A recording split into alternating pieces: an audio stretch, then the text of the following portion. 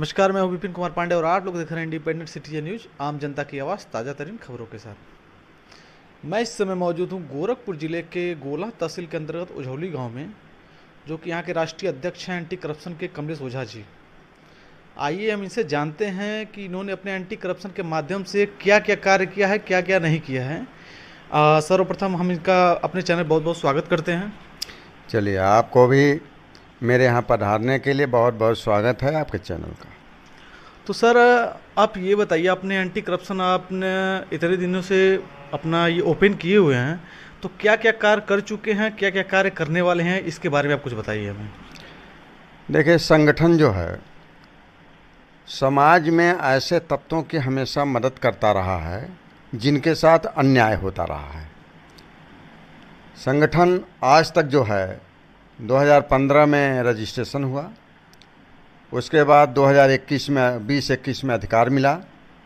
उसके बाद संगठन को माननीय योगी आदित्यनाथ जी, जो ओजस्वी हैं, संघर्षशील हैं और सतत अन्याय, अत्याचार, अपराध, भ्रष्टाचार दूर करने के लिए सतत प्रयत्नशील भी हैं, उनके मनसानुरूप, शासन के मनसानुरूप यह संगठन जो है पहला काम तो हॉस्पिटलों पर किया कि जहां मानक के विपरीत अगर डॉक्टर कार्य करते हैं और उनके पास संसाधन की कमी है या अवैध रूप से करते हैं तो उनके खिलाफ लिखने का, पकड़ने का भी काम किया है।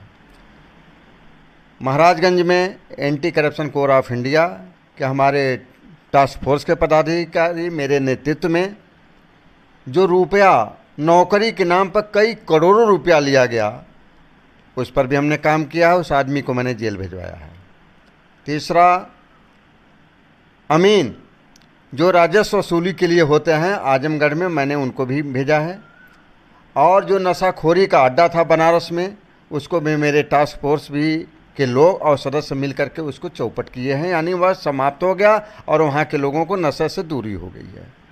चौथा है कि मैं बार बार मेरा संगठन तहसीलों को, एक नहीं पूरे उत्तर प्रदेश में तहसीलों को, ग्राम विकासों को यानी ग्राम पंचायतों को और थानों से यह अपेक्षा रखता रहा कि वहाँ से भ्रष्टाचार समाप्त हो। नहीं मानने पर उनके खिलाफ शासन और प्रशासन को अनेकों गतिविधियों द्वारा उनको इंगित करता रहा है और इंगित करने के साथ ये अपेक्षा रखता रहा है कि इस पर कार्रवाई सुनिश्चित की जाए और तत्काल की जाए। और उसी वे में संगठन बार बार शासन से यह मांग भी करता रहा है, सारे भ्रष्टाचार को निचले स्तर पर देखते हुए, कि हमारे संगठन के पदाधिकारियों की सुरक्षा व्यवस्था, सहभागिता एवं संसाधन और भी अन्यत्र अधिकार, अलग से अधिकार इसको संगठन को दिए जाएं, ताकि मैं स्वतंत्र रूप से जांच और सरकार के अंदर जो अधीनस्थ जांच एजेंसियां हैं उस तरह से मैं अपना काम कर सकूं, या मेरे पदाधिकारी कर सके या मेरे टास्क फोर्स के लोग कर सके। यह मैं बार बार इंगित कर रहा हूं। परंतु शासन थोड़ा सा इस पर ध्यान तो दिया, लेकिन शासन में कुछ कमियां आ गई। कमियां यह मान लेते हैं कि अभी जो पूर्ण रूप से मुझे मेरी मांगें थी उसको अब पूरा नहीं किया गया है। माननीय ओजस्वी जी अपने पास मंगाए हुए हैं, मेरे ज्ञापन को भी मंगाया गया है संगठन के, और उस पर क्या निर्णय लेते हैं उनके ऊपर निर्भर करता है। लेकिन इसी वे में मैंने कई जगह ग्राम पंचायतों को मैंने लिखा। अभी रुद्रपुर में मैंने ग्राम पंचायत को टच किया है, जहां सचिवालय में कोई कागजात नहीं है और अवैध धन वसूली करके, अवैध धन निकाल करके जो विकास कार्य नहीं हुआ है, जो प्रधानपति कहता है स्वयं कि यहाँ पैसा निकाला गया है लेकिन कार्य नहीं हुआ है, उसके साक्षात माने क्या कहते हैं सबूत भी मेरे पास है। चूँकि खंड विकास अधिकारी ने अपने निर्देश में कहा था, अपने आदेश में लिखा है कि हाँ यहाँ भ्रष्टाचार हुआ। पर खेद की बात होती यह है कि अगर भ्रष्टाचार है तो ऐसे कर्मचारियों अधिकारियों पर उन्होंने एफआईआर क्यों नहीं कराया? यानी इसलिए नहीं कराया कि वह स्वयं उसमें लिप्त हैं। अगर लिप्त नहीं होते और देख रहे हैं कि भरी सभा में अगर यह मिल रहा है साक्ष्य और यहाँ कोई वास्तव में काम नहीं है, पैसे धन का दुरुपयोग हुआ है, तो उनको एफआईआर कराना चाहिए। लेकिन अभी तक नहीं हुआ है। उम्मीद है इस पर भी संघर्ष चल रहा है कि एफआईआर होगा। इसी तरह तहसीलों में तमाम बातों को करते हैं जो साक्ष्य, जैसे मैंने रुद्रपुर देवरिया का मैंने उदाहरण दिया, उसी तरह से मैं रुद्रपुर तहसील का भी उदाहरण है हमारे गोला तहसील का भी उदाहरण है। इसी तरह पूरे उत्तर प्रदेश में है कि तहसीलों में भी जो है तमाम साक्ष्य मेरे पास पड़े हुए हैं। मैं शासन प्रशासन को बार बार लिखित रूप से और चैनलों के माध्यम से, ट्वीटों के माध्यम से मैं बार बार इंगित करता रहता हूं कि सर यहाँ यह हो रहा है, इस पर जांच करनी चाहिए। लेकिन यह जांच नहीं हो पाती है। इसलिए नहीं हो पाती है कि भ्रष्टाचार कहाँ है। मेरे समझ में संगठन जो है, मैं अध्यक्ष हूँ, राष्ट्रीय अध्यक्ष हूँ, मेरे समझ में आता है कि जब भी विभागीय जांच आती है, जब भी शासन और प्रशासन के लोग विभागीय जांच की करते हैं तो वहाँ भ्रष्टाचार जरूर संलिप्त होता है। अगर विभागीय जांच हटा दिया जाए और गठित टीम की जाए और अन्यत्र विभागों के अधिकारियों के सक्षम और हमारे संगठन के मेरे द्वारा नामित पदाधिकारियों को अगर उस संगठन में टीम में संयुक्त रूप से रखा जाए, सहभागिता दिया जाए, तो शायद है कि निष्पक्ष जांच होगी और यह भ्रष्टाचार दूर होगा और भ्रष्टाचार पर कार्रवाई होगी।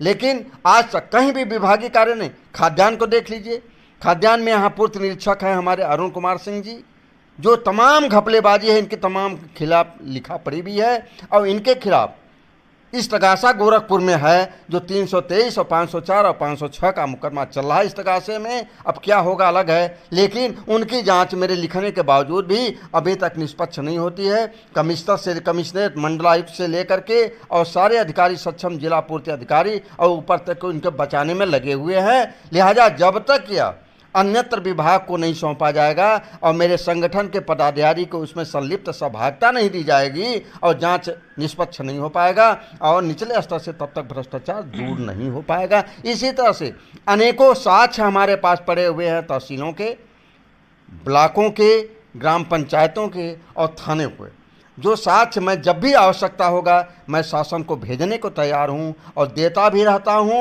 और आवश्यकता पड़ा तो देता रहूँगा।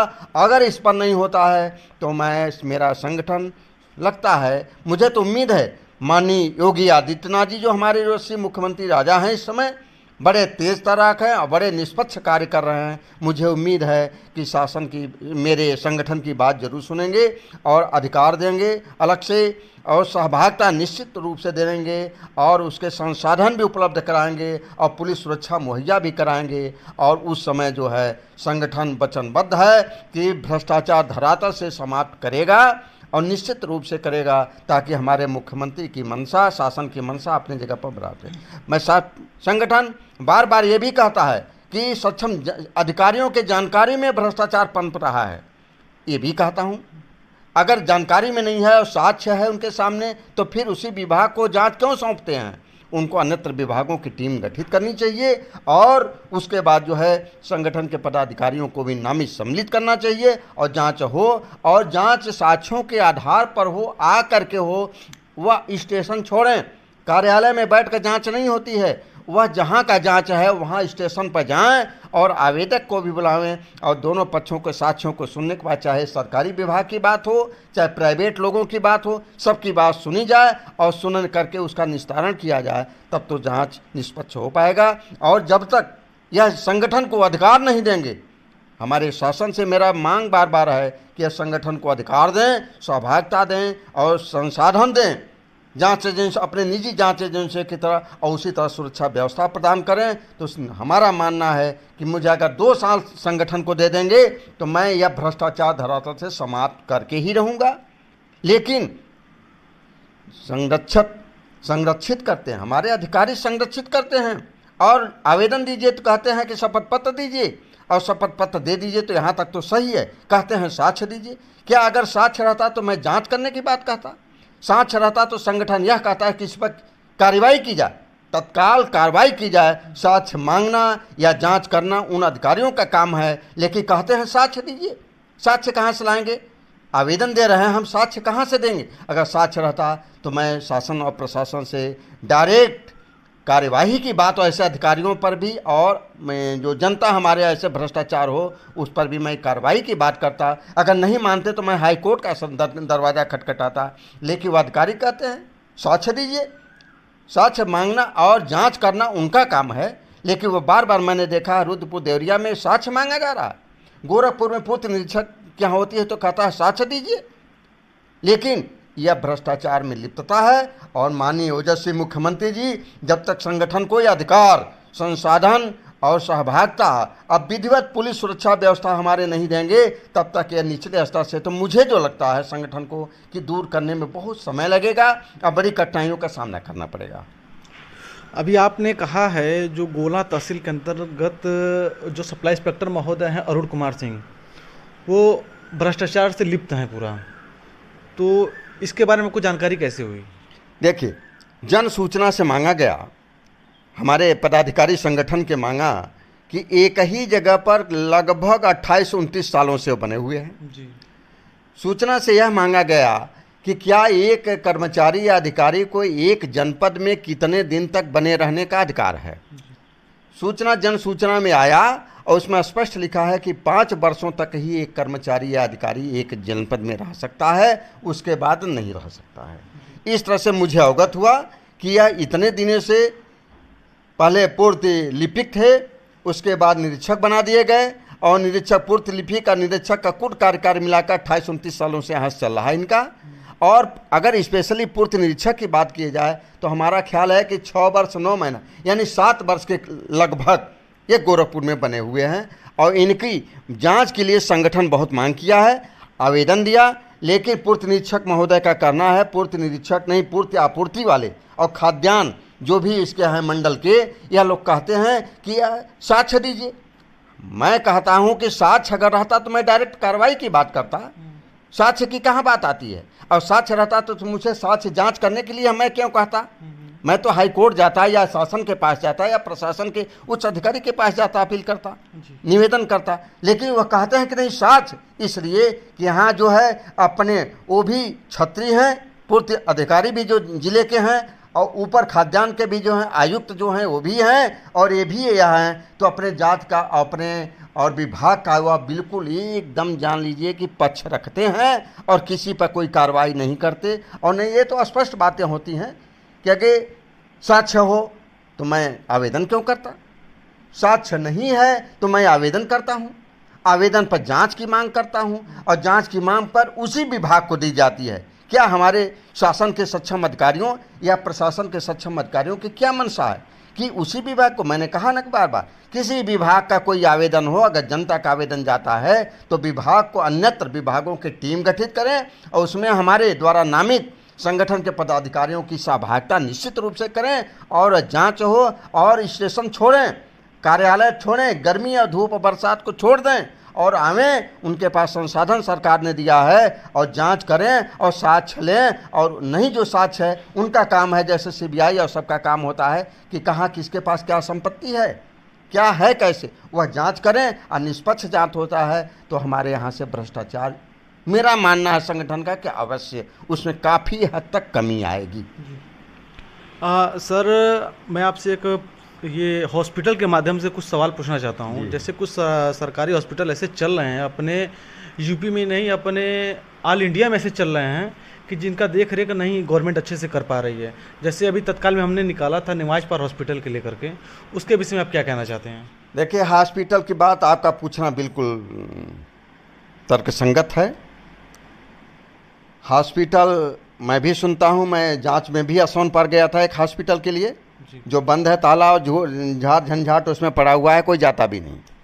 नेवाइज पार में जन सुविधा को देखते हुए सरकार के मंशा के अनुसार जनता को सुविधा देने के लिए नेवाइज पार में हॉस्पिटल का निर्माण हुआ, जो सरकारी पैसा उसमें लगा। कंपाउंडर वहाँ नियुक्त हुए होंगे, डॉक्टर नियुक्त होंगे, महिला जो भी हों वो सब नियुक्त हैं वहाँ। लेकिन जो देखने को मिलता है, अब इस पर तो स्पष्ट मैं चल करके बात करूँगा, लेकिन यह है कि सरकार ने पैसा इसलिए दिया है, इसलिए बनवाया है डॉक्टरों की नियुक्ति कि वहाँ जनता को चाहे बरसात हो, चाहे धूप हो, चाहे किसी परिस्थिति में हो, चाहे रात हो, चाहे दिन हो, उनको सुविधा मिलनी चाहिए।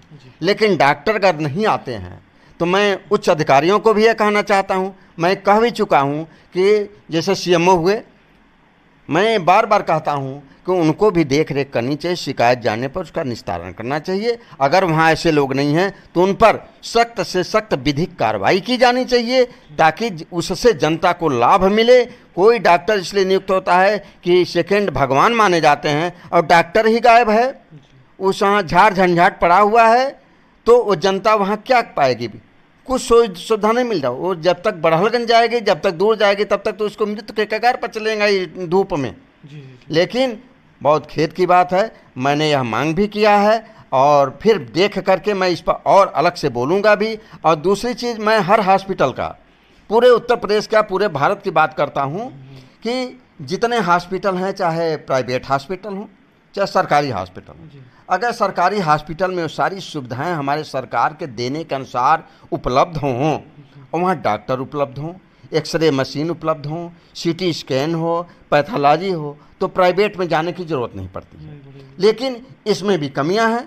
वहाँ के निरीक्षक जो होते हैं, वहाँ के सक्षम अधिकारी जो होते हैं सरकारी डॉक्टरों के, वो क्या करते हैं, क्या धरते हैं, अब वही जाने, भगवान जाने। प्राइवेट हॉस्पिटलों की स्थिति है कि प्राइवेट हॉस्पिटल में मानक के विपरीत हॉस्पिटल चल रहे हैं जी। कूड़ेदान है, सारी व्यवस्था उनकी है, मानक के विपरीत चल रही हैं। एक एमडी डॉक्टर कर लेता है तो उसको मालूम हो